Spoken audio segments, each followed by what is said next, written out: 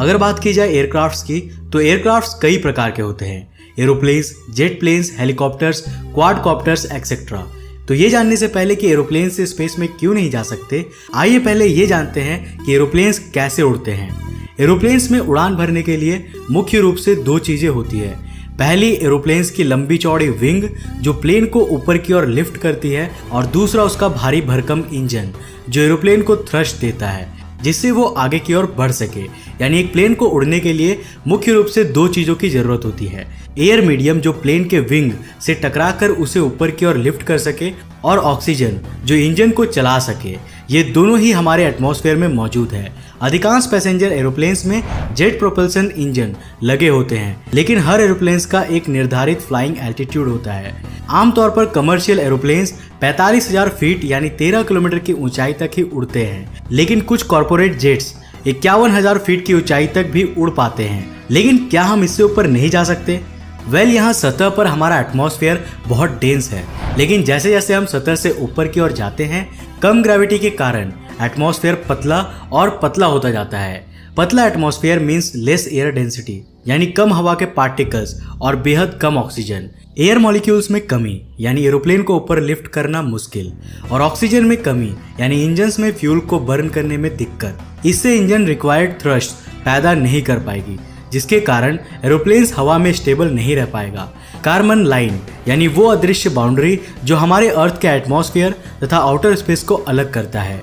ये बाउंड्री सी लेवल से 100 किलोमीटर ऊंचाई को कहा जाता है, और इस बाउंड्री से बाहर यानी 100 किलोमीटर से ऊंचाई पे जाने पर आप आउटर स्पेस में होंगे, जहां से थर्मोस्फेयर की शुरुआत होती है, यानी सी लेवल से 3,28,084 फीट ऊपर।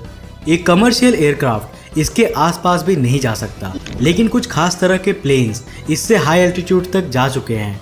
31 अगस्त 1977 एक सोवियत टेस्ट पायलट अलेक्जेंडर फेटोटोव ने एक ऐतिहासिक मिग-25 फाइटर प्लेन को ऐतिहासिक एल्टीट्यूड तक ले गए थे। उन्होंने उस फाइटर प्लेन को सी लेवल से करीब 37,650 मीटर यानी करीब 37 किलोमीटर की ऊंचाई तक उड़ाया था, जो कि जमीन से भरी गई उड़ान का हाईएस्ट रिकॉर्डेड एल्टीट्यूड है। लेकिन ये ऊंचाई भी कर्मन लाइन का 1/3 है। इस ऊंचाई तक जाने के लिए पायलट्स को एक खास तरह का सूट पहनना पड़ता है, जिसके साथ ऑक्सीजन मास्क लगे होते हैं। साल 1963 में एक American pilot Joseph Albert walker ने 3 उड़ानें भरी थी, जिसमें से 2 बार उन्होंने X-15 फ्लाइट 90 और X-15 फ्लाइट 91 के जरिए कर्मन लाइन को भी पार किया था। फ्लाइट 90 जो 19 जुलाई 1963 में किया गया था, उसमें उन्होंने 106 किलोमीटर की ऊंचाई हासिल की थी, और फिर फ्लाइट 91 जो 22 अगस्त को किया गया था, उसमें उन्होंने 108 किलोमीटर की ऊंचाई हासिल की थी। इन फ्लाइट्स के बाद वॉकर को एस्ट्रोनॉट का नाम दिया गया, क्योंकि उन्होंने स्पेस बाउंड्री को क्रॉस किया था। X-15 एक एक्सपेरिमेंटल स्पेस प्लेन था जो नासा तथा यूएस एयरफोर्स दोनों जॉइंटली ऑपरेट कर रहे थे।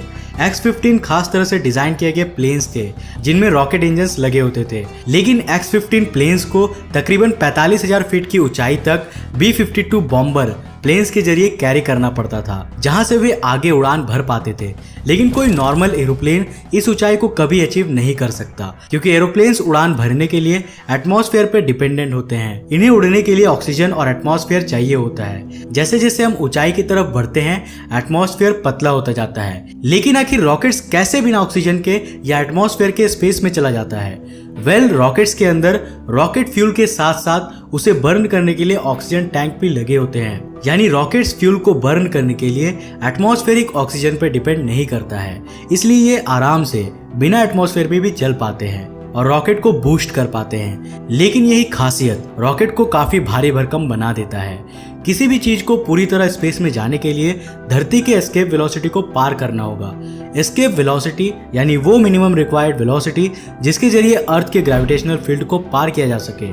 अर्थ की एस्केप वेलोसिटी है करीब 11.2 किलोमीटर पर सेकेंड, यानी किसी भी स्पेसक्राफ्ट को कम से कम 11.2 किलोमीटर पर सेकंड की स्पीड अचीव करनी होगी, तब जाकर वो अर्थ की ग्रेविटी के खिंचाव से बाहर निकल पाएगा। रॉकेट्स को ये स्पीड अचीव करने के लिए अपने साथ ढेर सारा फ्यूल और ऑक्सीजन ले जाना पड़ता है। जितना ज्यादा पेलोड होगा उतना ही ज्यादा फ्यूल और ऑक्सीजन उसे स्पेस में ले जाने के लिए खर्च होगा, और इससे रॉकेट का वजन भी उतना ही बढ़ जाएगा। तो इस वजह से रॉकेट्स भी एक लिमिट तक ही पेलोड्स को स्पेस में ले जा सकते हैं। स्पेसएक्स का फैल्कन हैवी रॉकेट करीब 64 मीट्रिक टन्स पेलोड को स्पेस में ले जा सकता है। पेलोड यानी वो वस्तु या ऑब्जेक्ट जिसे स्पेस तक कैरी करना है। तो अब तक आपको आपके सवाल का जवाब मिल ही गया होगा कि क्यों हम एरोप्लेन्स के जरिए स्पेस में नहीं जा सकते हैं। लेकिन भविष्य में ऐसे एरोप्लेन्स जरूर आएंगे जिनके जरिए आसानी से स्पेस फ्लाइट किया जा सके। तो आज के लिए बस इतना ही। उम्मीद है कि आज के इस वीडियो से आपको कुछ नया जरूर जानने को मिला होगा।